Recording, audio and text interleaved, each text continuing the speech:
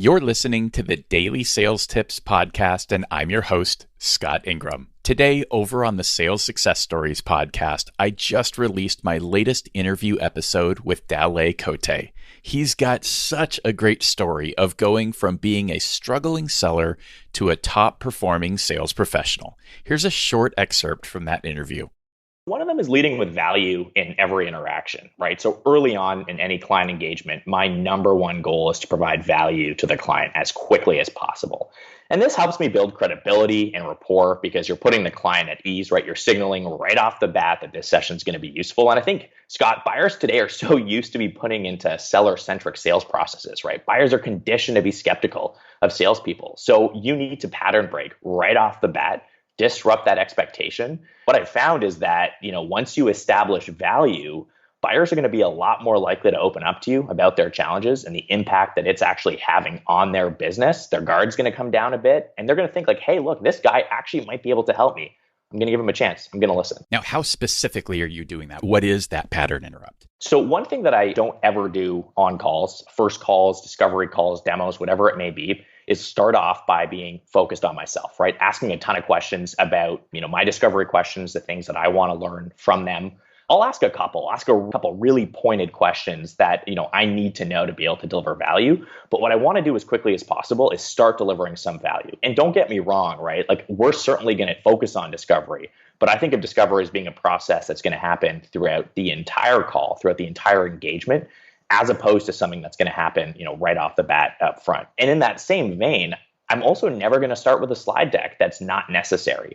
And I think a lot of organizations, and it's something that, I've seen in a lot of demos that I've listened in on, is slide decks have become customary, right? They're a part of the process. But unless what you're doing is really disruptive, or it's something that, requires a deck to help explain it, I don't know if it's necessary. I think let's get into value. Let's start showing what we want to show. Certainly not going to spend any time talking about, how great my founding team is and, all the millions of investments that I have and the millions of dollars in funding. I want to show, okay, these are the things that I know that we can help with. I want to get to that as quickly as I can to show the buyers that, hey, if you're going to invest some time with me, it's going to be really useful. Yeah. So give it a real example, because I think there's all of this talk about, hey, we should be delivering value. What does that actually mean in this context? So usually for me, I want to understand, like, right off the bat is what is the reason that we're having this call, right? It's the why now. Like, what actually compelled them to take that call? Once I have a decent understanding of that, that usually bleeds into pain.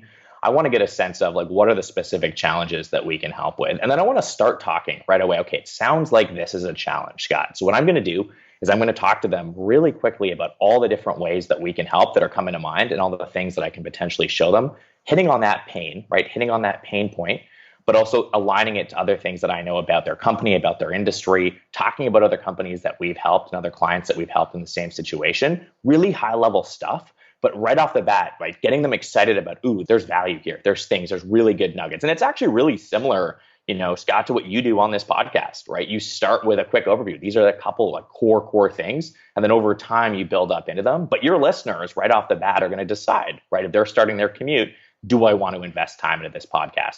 And that gives them a really easy way to go, okay, yeah, this is valuable. This is relevant to me. I want to spend time here. Well, do you want to invest time into this podcast?